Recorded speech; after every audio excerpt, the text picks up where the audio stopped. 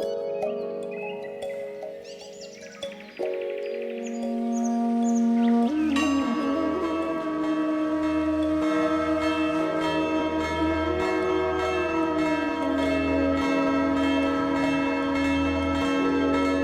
अगर हम भारत के सुंदर तीर्थ स्थलों का दर्शन कर पा रहे हैं, तो इसका बहुत हद तक श्रेय जाता है अहिल्याबाई होलकर को,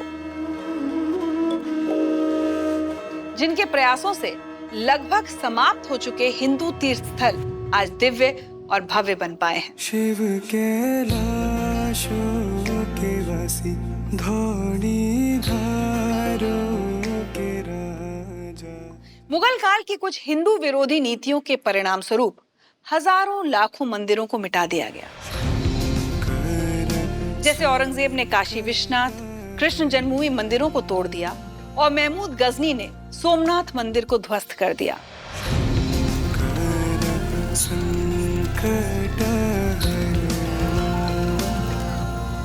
भारतीय संस्कृति और हिंदू धर्म के इन पवित्र तीर्थों को फिर से बनाने और सजाने के लिए अहिल्याबाई ने अपना खजाना खोला और भारत को फिर से उसकी सांस्कृतिक धार्मिक पहचान वापस दिलाई। यही कारण है कि उन्हें देवी अहिल्याबाई भी कहा जाता है और सभी देशवासियों के मन में अहिल्याबाई के लिए अपार प्रेम और श्रद्धा है। अहिल्याबाई का बचपन कैसा था? महारानी के रूप में उन्होंने प्रजा का कितना भला किया और देश की संस्कृति को बढ़ावा देने में उनका कितना योगदान है, आइए एक्सप्लोर करते हैं।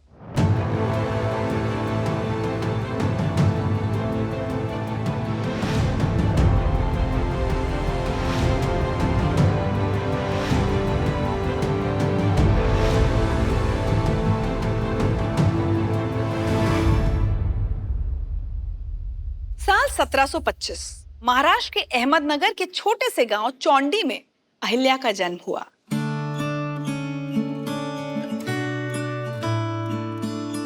गांव में लड़कियों की शिक्षा पर रोक थी, इसलिए उनके पिता ने उन्हें घर पर ही पढ़ना लिखना सिखाया। अहिल्या दिखने में जितनी सुंदर और व्यवहार में संस्कारी थी, उतनी ही शिक्षित और गुणी भी। एक दिन मालवा के शासक और पेशवा बाजीराव के सेनापति मल्हार राव होलकर का पुणे जाते हुए रास्ते में चौंडी में रुकना हुआ। तब उनकी नजर गरीबों को खाना खिलाती 8 साल की अहिल्या पर पड़ी। अहिल्या के संस्कार और सुंदरता से वो भीतर तक प्रभावित हो गए। मल्हार राव उनके माता पिता से पूछकर अहिल्या को अपने साथ होलकर ले गए और उनकी शादी अपने बेटे खांडे राव से कर दी।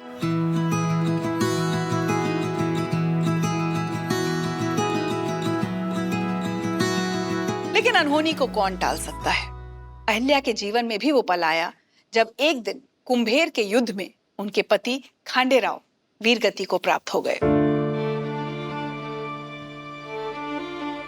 उस समय समाज में सती प्रथा कायम थी, जिसमें किसी भी विवाहित महिला के पति की मौत हो जाने पर महिला को भी पति की चिता की आग में जलकर अपना जीवन समाप्त कर देना होता था। पर मल्हार राव ने अहिल्या को सती न होने के लिए राजी किया, क्योंकि वो जानते थे कि अहिल्याबाई सती होने के लिए नहीं, बल्कि किसी बड़े मकसद के लिए बनी। पति की मृत्यु के बाद अहिल्याबाई ने अपने पुत्र मालेराव को राजगद्दी सौंपी, लेकिन किस्मत को कुछ और ही मंजूर था। राज तिलक के कुछ ही दिनों बाद मालेराव की भी मृत्यु हो गई। 12 साल बाद सन 1766 में मल्हार राव भी चल बसे। अब क्योंकि होलकर परिवार में कोई भी पुरुष राजा नहीं बचा था, तो ऐसे में अहिल्या की कमजोरी उनके दुश्मनों की ताकत बन रही थी। इसलिए अपने तमाम दुख और आशंकाओं को छोड़कर अहिल्याबाई होलकर ने खुद शासन संभालने का फैसला किया। अहिल्याबाई ने राज्य के सभी मामलों को अपने हाथ में ले लिया और युद्ध के मैदान से लेकर कूटनीतिक मंच पर एक मंझे हुए शासक की तरह काम किया। अहिल्याबाई ने मल्हार राव के दत्तक पुत्र सूबेदार तुकोजी राव होलकर को सेना की सारी जिम्मेदारी सौंपी।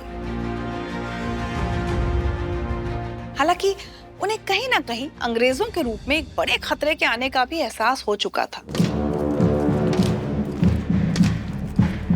इसलिए उन्होंने सैनिकों को युद्ध के नए दांव पेच सिखाने के लिए एक फ्रांसीसी विशेषज्ञ को भी सेना में भर्ती किया। कुछ ही वर्षों में अहिल्याबाई की लोकप्रियता और वीरता के चर्चे दूर दूर तक फैलने लगे और इंदौर उनके 30 साल के शासन के दौरान एक छोटे से गांव से बदलकर एक समृद्ध शहर के रूप में विकसित हो गया। अहिल्याबाई ने देश भर के मंदिरों के निर्माण और रखरखाव की जिम्मेदारी भी उठाई। सोमनाथ मंदिर के दोबारा निर्माण से पहले उन्होंने जमीन में एक गुप्त मूर्ति भी स्थापित की, जिससे उसे कोई खंडित या अपवित्र ना कर सके। इन सब के अलावा उन्होंने पवित्र हिंदू तीर्थ स्थल और 12 ज्योतिर्लिंगों में शामिल काशी विश्वनाथ मंदिर के गौरव को फिर से लौटाने का महत्वपूर्ण काम किया। भगवान शिव को समर्पित काशी विश्वनाथ मंदिर सदियों से हिंदुओं का पवित्र और गौरवशाली तीर्थ स्थान रहा है, जिसे 18 अप्रैल 1669 को मुगल सुल्तान औरंगजेब ने ढहाने का आदेश दिया था। बाद में कुछ राजा महाराजाओं ने काशी विश्वनाथ मंदिर के दोबारा निर्माण की योजना बनाई, लेकिन लखनऊ के कुछ नवाबों के हस्तक्षेप के कारण ये काम नहीं हो पाया।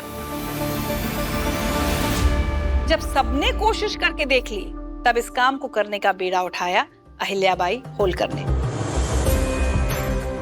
उन्होंने 1780 में न सिर्फ काशी विश्वनाथ मंदिर का पुनर्निर्माण करवाया, बल्कि काशी में कई और मंदिर, घाट और धर्मशालाएं भी बनवाई। अहिल्याबाई के इस नेक काम में पंजाब के महाराजा रणजीत सिंह ने भी अपना योगदान दिया और मंदिर के 2 शिखरों की सजावट के लिए 821 किलो सोना दान किया।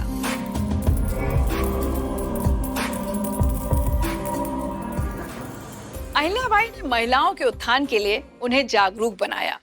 विधवाओं को नया अधिकार देते हुए उन्हें बच्चे गोद लेने की सलाह दी, जिससे पति की संपत्ति पर उनका अधिकार बना रहे।